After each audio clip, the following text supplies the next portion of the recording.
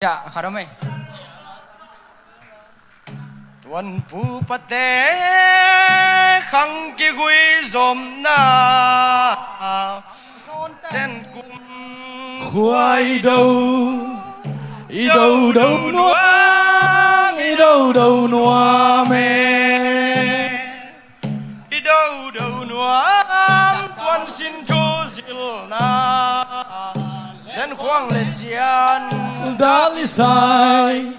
sai sai nuốt sai nuốt mê tuần phù bát tế khăng kia quy dòm na khăng son tên cung khoai đâu ý đâu đâu nuốt ý đâu đâu nuốt mê ý đâu đâu nuốt tuần xin chú diệu na dân vắng lên chiều đã sai sai nuốt mê tuần phù bát tế khăng quyết dòng na khăng xón tên cung khoai đầu ý đâu đâu nuốt ý đâu đâu nuốt mê